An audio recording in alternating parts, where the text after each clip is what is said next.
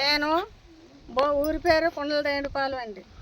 కానీ మేము దీని మీద బతుకుతున్న, నా పేరు దేవుడమ్మ అండి, బొందలపు దేవుడమ్మ.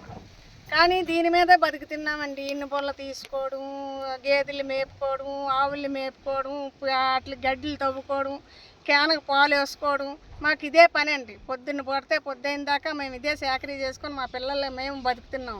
కాకపోతే మాకు ఎక్కువ భూములు కాదండి, ఎకరము అర ఎకరము 2 ఎకరాలు 60 సెంట్లు 70 సెంట్లు ఇలాగ ఉన్న రైతులమండి మేము. దీని మీదే ఆధారు. మా పిల్లలకి ఏ ఆస్కారం లేదు. ఆ వేళ భూములు తీసుకున్నప్పుడు గేదెని ఇస్తానన్నారు, పాల గేదెని. తర్వాత మళ్ళీని 5 సెంట్లు భూమి ఇస్తానన్నారు. మళ్ళీనేమో మీకు అన్నీ కొత్త జీవి ఇస్తానన్నారు.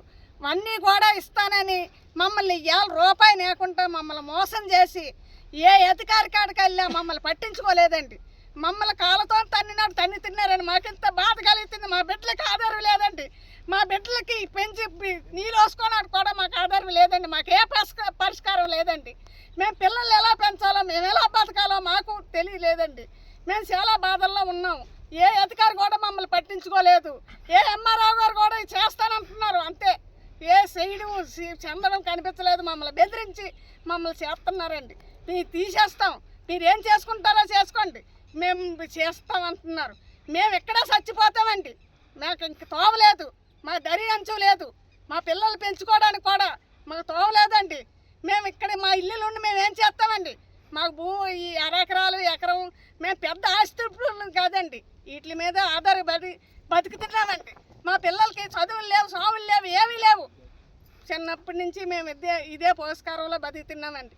ఆవుని గేదెని మేపుకొని గడ్డి పరుగు తవ్వుకొని ఈనబొలు తీసుకొని మేము ఇదే పోషకారం పొద్దుల్లో తీసుకొని పొద్దుగాలు క్యాను పాలు వేసుకుంటున్నామండి. మాకు ఆస్కారం కూడా లేదు. మగోడు చెట్టు ఎక్కి కొల్లి తీసుకొని ఆ చెట్టు తాడి చెట్టు మగోడు మేము చేసుకుంటున్నామండి. మాకు ఏ ఆస్కారం కూడా లేదండి. ఈవేళ మాకు నిలబడినాకు నీళ్ళు లేదండి. మాకంతే మీరు ప్రభుత్వం ఏం చేస్తారో చెయ్యండి, మాకు అదే కావాలి. మమ్మల్ని బాధ పెట్టి మమ్మల్ని చంపేసి మీరు పట్టుకెళ్ళిపోండి. మాకు ఇంక బతకలేవండి, మేము బతకలేము కూడా. ఇంకా మాకు ఏది ఆధారం కూడా లేదండి. అందుచేత మీ ప్రభుత్వాన్ని అందరినీ కోరుకుంటున్నాం, మీరు మాకు న్యాయం చేయాలి.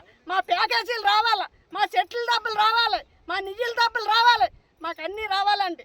మాకు ఏ